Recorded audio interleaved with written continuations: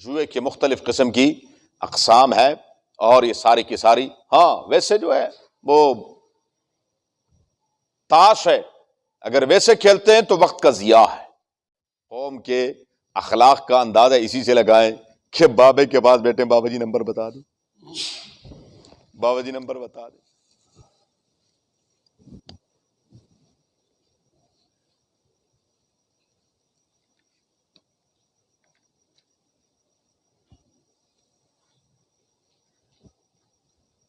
اعوذ باللہ من الشیطان الرجیم، بسم اللہ الرحمن الرحیم۔ یسألونک عن الخمر والمیسر قل فیہما اثم کبیر ومنافع للناس وإثمهما أكبر من نفعهما۔ یسألونک عن الخمر والمیسر، وہ سوال کرتے ہیں آپ صلی اللہ علیہ وآلہ وسلم سے شراب اور جوئے سے متعلق۔ قل فرما دیجئے میرے محبوب صلی اللہ علیہ وآلہ وسلم، فیہما اثم کبیر، ان دونوں میں گناہ ہے، ومنافع للناس، اور لوگوں کے لیے فائدے بھی ہیں، وَإِثْمُهُمَا أَكْبَرُ مِن نَفْعِهِمَا، اور ان دونوں کا گناہ وہ ان کے نفع سے زیادہ ہے۔ يَسْأَلُونَكَ عَنِ الْخَمْرِ وَالْمَيْسِرِ، سورہ بقرہ کی آیت نمبر 219 کا کچھ حصہ ہے۔ اس میں صحابہ کرام رضوان اللہ تعالی علیہم اجمعین نے اپنے دور میں جو دو چیزیں بہت زیادہ رائج تھی اور عام لوگ اس کو بہت ایک خاص مقام دیتے تھے، شراب اور جوا، اس کے متعلق سوال کیا ہے۔ وحدہ لا شریک نے اس کے جواب میں نبی کریم صلی اللہ علیہ وآلہ وسلم پر وحی نازل فرمائی، شراب سے متعلق کہ جیسے وہ ان لوگوں کی گٹی میں شامل تھا تو تدریجاً اس کو حرام قرار دیا گیا، اور اس کی تفصیل میں نے کل عرض کر دی تھی۔ اگلی جو چیز ہے وہ ہے جوا۔ یہ جوا بھی اس دور میں بہت زیادہ عام تھا، اور خصوصاً یہ اس وقت شدت اختیار کر جاتا تھا جب قحط سالی کا دور پڑتا تھا۔ جب قحط سالی ہوتی تھی تو پھر یہ جوا بہت زیادہ عام ہو جاتا تھا، اور جوا بھی بڑا عجیب قسم کا تھا اس دور کا۔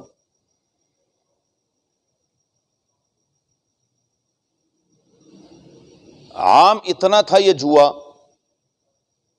کہ بیت اللہ شریف میں سیدنا ابراہیم اور اسماعیل علیہ السلام کے جو بت بنائے ہوئے تھے،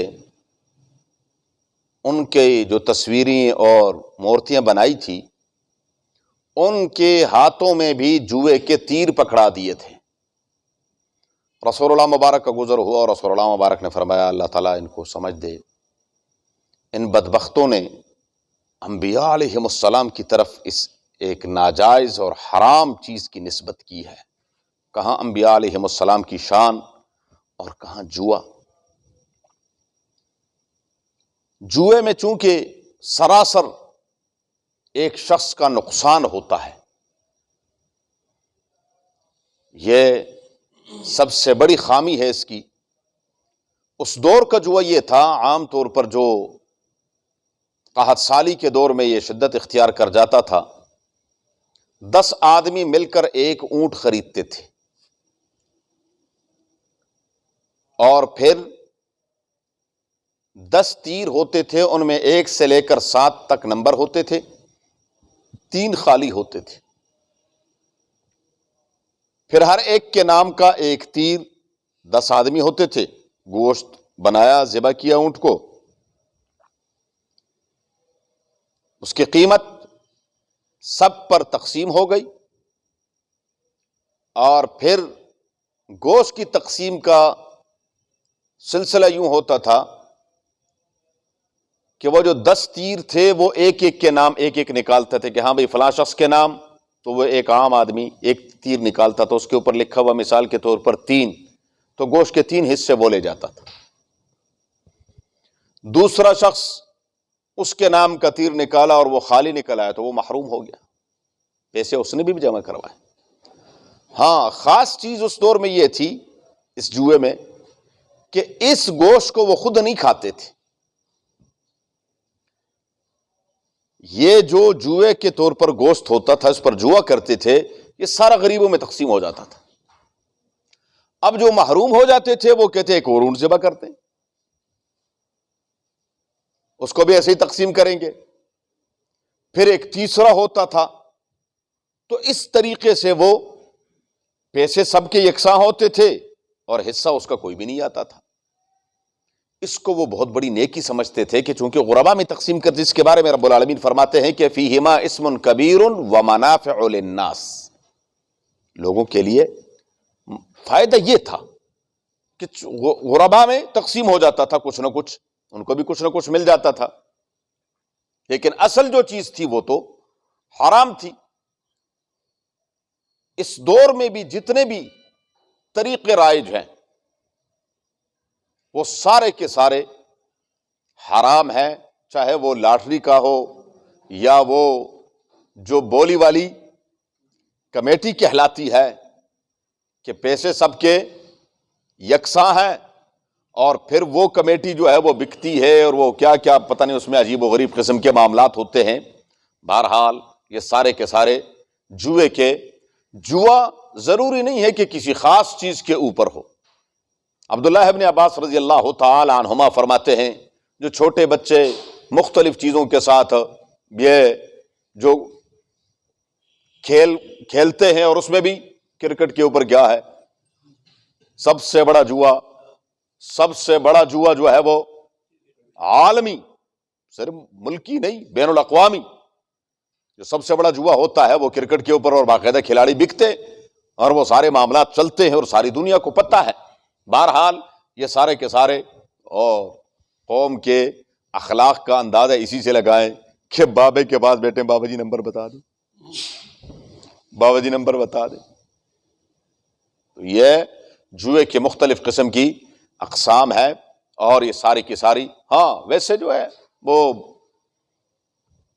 تاش ہے، اگر ویسے کھیلتے ہیں تو وقت کا ضیاع ہے، لیکن اگر اس کے اوپر کیا ہے پیسے لگاتے ہیں، تو میں نے عرض کیا کہ وہ پیسہ کسی بھی چیز کے اوپر ہو تو وہ حرام ہے۔ جوا صرف یہ نہیں ہے جو ہم بچے ہوتے تھے اس دور میں چونی کے اوپر کہ چونی، ہاں جی اس میں کیا ہے، اس کے اوپر کسی بھی چیز کے اوپر جوا جو ہے وہ حرام ہے۔ باقی جو کھیل وغیرہ ہیں، شطرنج ہے یا دوسری چیزیں ہیں، وہ ساری کی ساری چونکہ ان کے ساتھ عام طور پر یہی کام ہوتا ہے تو وقت کا ضیاع تو ہے ہی ہے۔ اور اگر ایسا ہوا، البتہ اگر انعام مقرر کر دیا جائے تو انعام جائز ہے، وہ یک طرفہ ہوتا ہے، ایسا نہیں ہوتا، کسی کا ضرر و نقصان نہیں ہوتا کہ اگر آپ نے مثال کے طور پر جی آپ دوڑ لگائیں، جو آگے نکل آیا اس کو ہم کیا کریں گے، انعام دیں گے، بہت اچھی بات ہے، ایسا ہونا چاہیے۔ آپ یہ کام کریں جی، جس نے یہ کام پہلے کر لیا اس کو انعام، لیکن یہ کہ پہلے ان سب سے فیس لی جائے، فیس سب نے یکساں جمع کیا، ہزار روپے، اور اب آخر میں کیا ہے انعام ایک کو ملے، تو وہ انعام نہیں ہے پھر، کیونکہ اس نے فیس دی ہے باقاعدہ۔ تو یہ معاملات جو ہیں چونکہ دوسروں کا نقصان ہو رہا ہے، ہزار روپے تو انہوں نے بھی جمع کروائے ہیں، اور آخر میں کیا ہے انعام ایک ہی شخص کو دے دیا جاتا ہے سب کا اکٹھا کر کے، اور پھر قومی طور پر مختلف قسم کے طریقے ہیں۔ بہرحال اللہ تبارک و تعالی ہم سب کی حفاظت فرمائے۔ تو یہ جو جوا ہے اس کے بارے میں رب العالمین وحدہ لا شریک نے فرمایا کہ جوا کیا ہے، حرام ہے، اور اسی میں پھر کیا ہے، اس سے نفرتیں پیدا ہوتی ہیں، جو جیت جاتا ہے، جس سے جیتا گیا ہے وہ اس کو اچھا سمجھتا ہے۔ اور الامان والحفیظ ہم نے سنا ہے، بلکہ بعض جگہوں پر دیکھا بھی ہے کہ جوئے میں چلتے چلتے چلتے بچوں اور بیوی تک کو ہار گئے، اور پھر کیا ہے، اب کچھ سمجھ نہیں آ رہی کہ کیا کروں. اور وہ لوگ بھی بڑے جو جوا کھیلتے ہیں ان کے دل میں رحم ہوتا ہے. تو بہرحال یہ حرام ہے اور ابتدا ایسے ہی ہوتی ہے. یہ جو چھوٹے چھوٹے بچے کرکٹ کے میچ کھیلتے ہیں اور اس پر کیا کرتے ہیں, 150 سے ابتدا ہوتی ہے اور پھر وہ آگے جا کر بہت بڑا جواری بن جاتا ہے اور اس سے پھر کیا ہے, خاندان کے خاندان تباہ و برباد ہو جاتے ہیں. بہرحال رب العالمین نے فرمایا یسألونک عن الخمر والمیسر, لیکن حکومتیں باقاعدہ ان چیزوں کی سرپرستی کرتی ہیں. قوم کسی کام پہ لگی رہے, ہماری طرف توجہ نہ ہو, اس کام میں لگی رہے. ایسے ہی قل فیہما اثم کبیر ومنافع للناس واثمہما اکبر من نفعہما. قرآن کہتا ہے کہ وحدہ لا شریک فرماتے ہیں انما الخمر والمیسر, اس کے ذریعے سے کیا ہوتا ہے, شیطان تمہارے اندر بغض اور عداوت ڈالتا ہے, دشمنیاں پیدا کرتا ہے, اور اس ذریعے سے پھر کیا ہے, لڑائی اور جھگڑے, اور یہی اس کا محبوب مشغلہ ہے. وہ چاہتا یہی ہے کہ یہ دست و گریبان ہو, اس لیے رب العالمین نے فرمایا کہ یہ حرام ہے. وَيَسْأَلُونَكَ مَاذَا يُنْفِقُونَ, اور وہ آپ صلی اللہ علیہ وآلہ وسلم سے انفاق فی سبیل اللہ کے بارے میں کہ کیا خرچ کریں. قُلِ الْعَفْوَ, جو آپ کے پاس اضافہ ہے, اضافی چیز ہے, اس کو خرچ کر دیں. کیا معنی؟ آپ کی ضرورت سے جو چیز زائد ہے اس کو خرچ کر دیں. اشتراکی سوشلزم والے بڑے نعرے لگاتے تھے, ایسا ایسا. مولانا عبید اللہ سندھی رحمہ اللہ تعالی رحمتاً واسعہ جب روس گئے تو وہاں جب اسٹالن سے ملاقات ہوئی, اس نے کہا جی آپ کون سی کس دین کی, کیا آپ کا اصول کیا ہے؟ انہوں نے کہا میرا دین تو مجھے یہ کہتا ہے یسألونک ماذا ينفقون قل العفو. وہ سر پکڑ کے بیٹھ گیا. اس نے کہا کوئی ایسا دین ہے آسمانی, ایسا دین بھی؟ وہ سمجھ رہے تھے کہ نعوذ باللہ دین اسلام جو ہے صرف سرمایہ داری کی سرپرستی کرتا ہے. کہ نہیں, میرا دین تو مجھے یہ کہتا ہے العفو, جو آپ کی ضرورت سے زائد ہے وہ کیا کر دو, دے دو. اللہ اکبر. جب آپ کی ضرورت سے, میری ضرورت سے جو زائد چیزیں ہیں وہ ہم کیا کریں, اللہ کے راستے میں دیں, خرچ کریں. اور پھر اگلی آیت بھی ساتھ ملائیں کہ لن تنالوا البر حتى تنفقوا مما تحبون. جی ہاں, ہمارے ہاں باقاعدہ مختلف قسم کی فیکٹریوں سے چیزیں آتی ہیں طلباء کے لیے کہ جی یہ مدرسے کے طالب علموں کو. اب وہ چیزیں کون سی ہوتی ہیں جو مارکیٹ میں نہیں بکتی.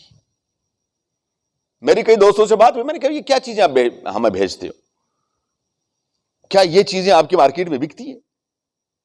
کہتی ہاں بک تو جاتی ہیں لیکن کچھ پیسے کم ملتے, تو ہم کہتے ہیں چلو ادھر جو ہے نا پورے پیسے لگا کے زکوٰۃ کی مد میں لگا دیں. سبحان اللہ. کیونکہ ماشاءاللہ ہم سمجھدار بہت ہو گئے نا. لن تنالوا البر حتى تنفقوا مما تحبون, تم اس وقت تک نیکی کو نہیں پہنچ سکتے ہو جب تک تم اپنی پسندیدہ چیز جو آپ کے دل کو لگتی ہو, یہ نہیں ہے یہ اضافی چیز ہے, اب یہ کیا ہے, میرے استعمال کے قابل نہیں رہی, اب اس کو کیا کر دوں, دے دوں. قرآن کہتا ہے یسألونک ماذا ينفقون, وہ آپ صلی اللہ علیہ وسلم سے کہ جی کتنا اللہ کے راستے میں خرچ کریں. تو یہاں اس کا جواب ہے کہ قل العفو, جو اضافہ ہے, جو آپ کی ضرورت سے زائد چیز ہے اس کو کیا کر دیں.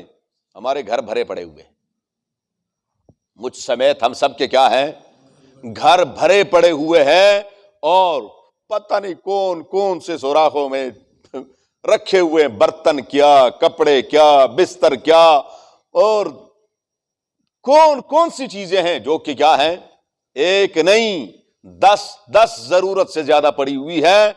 قرآن کہتا ہے قل العفو, اس کو کیا کر دو, اللہ کے راستے میں دے دو, ضرورت مند کی ضرورت پوری کر دو. کذالک یبین اللہ لکم الآیات, اسی طرح اللہ تبارک و تعالیٰ تمہارے لیے اپنے احکامات کو بیان فرماتے ہیں. لعلکم تتفکرون, تاکہ تم غور و فکر کرو, فی الدنیا والآخرہ, دنیا اور آخرت دونوں میں مزید تفصیل انشاءاللہ العزیز.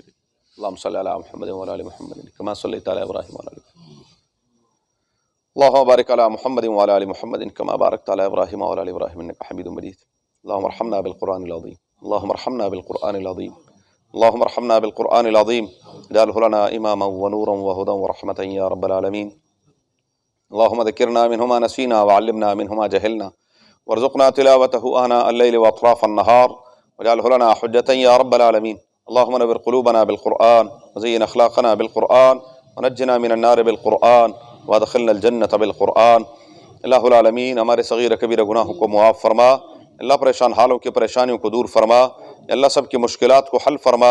یا اللہ سب کی جائز ضروریات کو خدا نے غیب سے پوری فرما. حلال کی روزی کے اسباب مہیا فرما. حرام مشتبہات سے اللہ ہم سب کی حفاظت فرما.